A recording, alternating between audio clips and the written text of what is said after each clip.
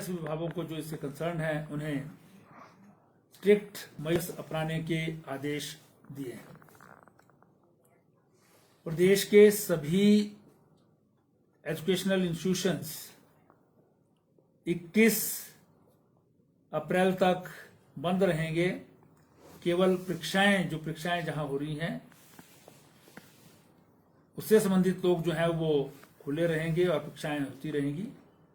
अन्यथा सभी सरकारी या सरकारी जितने भी एजुकेशनल इंस्टीट्यूशंस हैं वो बंद रहेंगे। जो इससे पहले आदेश जारी किए गए हैं इससे संबंधित एसओपी इत्यादि वो यथावत जो है वो चलते रहेंगे। उसमें किसी प्रकार का जो है वो फिलहाल कोई फेरबदल नहीं किया गया है।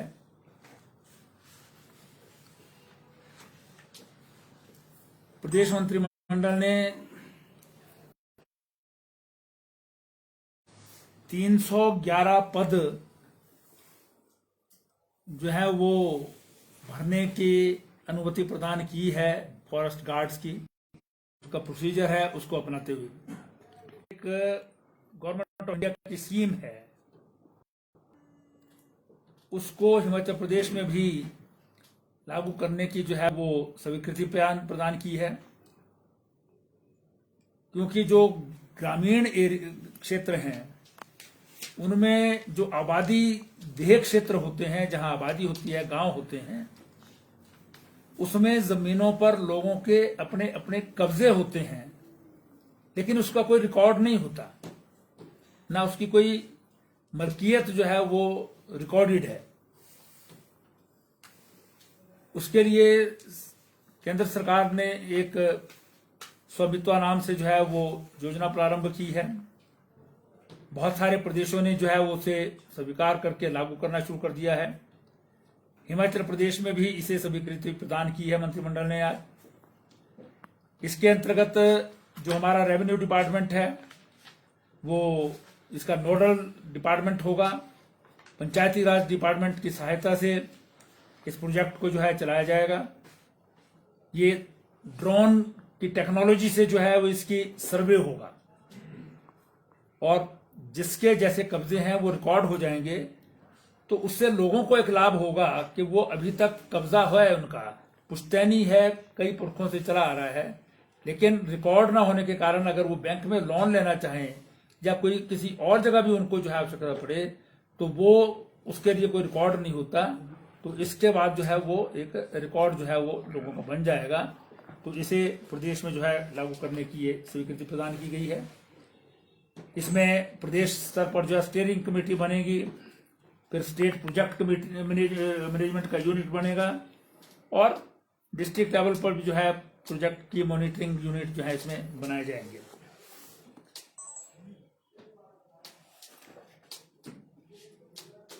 प्रदेश मंत्रिमंडल ने जो करुणामूलक आधार पर जो है वो नौकरी दी जाती है, जो इन सर्विस लोगों की जो है वो डेथ हो जाती है एम्प्लॉइज की, उनके जो आगे वार्ड्स होते हैं, सक्सेसर्स होते हैं, उनको कई बार जो है वो बहुत ऐसी स्थिति में होते हैं कि उनको काम की आवश्यकता होती है।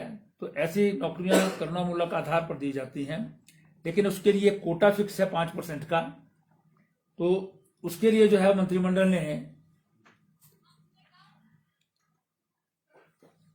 क्लास 3 और क्लास 4 की एम्प्लॉयमेंट में 5% के कोटे में रिलैक्सेशन की जो है वो एक निर्णय लिया है कि उनको रिलैक्सेशन दी जाए। डीसी ऑफिस में, जो डीसी ऑफिस के हैं, ये रेवेन्यू का मामला था, वो उनमें शिमला, किन्नौर, सोलन और कांगड़ा में, और सेटलमेंट ऑफिस कांगड़ा डिवीजन का जो है, इनमें ऐसे एम्प्लॉय लगाने के लिए जो है वो करुणामूलक आधार पर जो है वो उनको रिलैक्सेशन जो है 5% कोटे में जो है वो दी जाएगी। मंत्रिमंडल ने मंडी में यू ब्लॉक मंडी है, उसमें पीपीपी मोड पर जो है एक बड़ा पार्किंग कॉम्प्लेक्स बनाने की जो है वो स्वीकृति प्रदान की है, जिसमें जो है वो वार्षिक जो इसकी फीस होगी, कंसेशन फीस जिसको बोलते हैं, वो 63,63,000 और जीएसटी इसमें साथ में वो जिसको टेंडर गया है वो देगा। और साथ ही जो है वो जो बाकी भी कोई टैक्स इत्यादि जो लगते हैं वो भी साधारण वो देगा।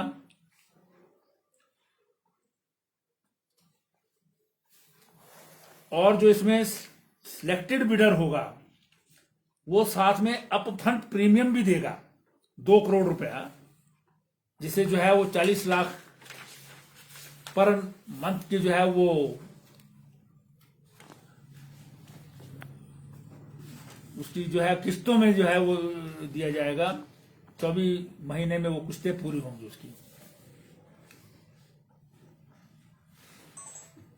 मंत्रिमंडल ने जो हमारी नगर पंचायतें बनाई हैं अभी नई, 7 नगर पंचायतें हिमाचल प्रदेश में इस बार नई बनी हैं, इसलिए वहां पर स्टाफ इत्यादि नहीं है, तो हर नगर पंचायत में 5-5 पद, एक सेक्रेटरी का, बाकी जो है वो पीएन, क्लर्क, इस तरह के जो वहां पर रिक्वायर्ड लोग होते हैं उनके जो है 5-5 पद सभी नगर पंचायतों के लिए जो है वो भी स्वीकृत किए हैं।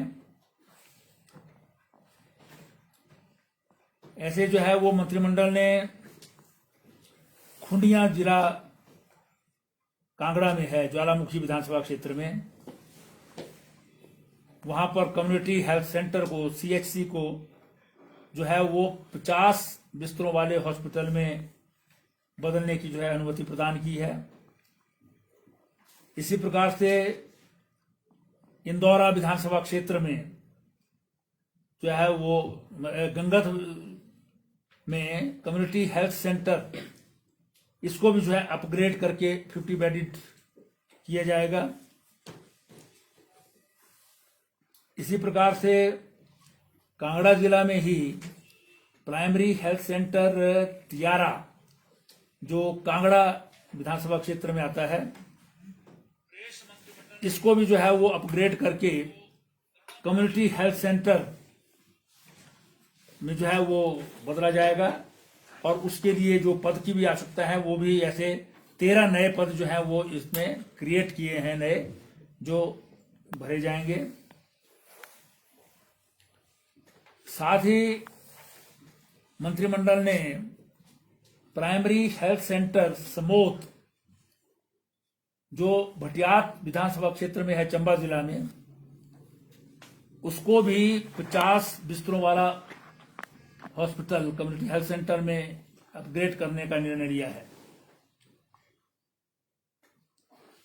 मंत्रिमंडल में आज एक विशेष प्रेजेंटेशन प्रदेश में सूखे से उत्पन्न स्थिति की जो है वो जल शक्ति विभाग द्वारा जो है वो दी गई, जिसमें पिछले 1 वर्ष से लगभग जो है वो बारिशें कम हो रही हैं। हर महीने जितनी होनी चाहिए वो एवरेज कम आ रही है, और आने वाली गर्मियों में सूखे की स्थिति उत्पन्न हो सकती है, जिसके कारण पीने के पानी में, और चाहे वो पशुओं के लिए हो या मानव के लिए हो, उसमें जो है कमी की संभावना जो है वो बताई गई है। उसके लिए जो है वो व्यापक प्रबंध किए जाएं। मंत्रिमंडल ने निर्णय लिया है कि इस प्रेजेंटेशन के बाद माननीय मुख्यमंत्री जी की अध्यक्षता में सभी जो कंसर्न डिपार्टमेंट्स हैं, ये तो जल शक्ति विभाग द्वारा लाया गया था, लेकिन इसमें रेवेन्यू डिपार्टमेंट है, हॉर्टिकल्चर है, एग्रीकल्चर है, एनिमल हस्बेंड्री है, ऐसे जितने भी डिपार्टमेंट हैं, अर्बन डेवलपमेंट है, रूरल डेवलपमेंट है, उन सब की जो है वो एक कंबाइंड बैठक हो, उसमें जहां सूखे की स्थिति पर जो है वो विचार किया जाएगा, वहीं पर क्या क्या रिक्वायरमेंट हैं, किस किस क्षेत्र में है, बागवानी में क्या है, एग्रीकल्चर में क्या है, आपके जो है वो शहरी क्षेत्रों में, ग्रामीण क्षेत्रों में पीने के पानी की, उसके लिए क्या क्या जो है वो हमको निर्णय लेने चाहिए, कहाँ कौन सी चीजें बंद करनी चाहिए,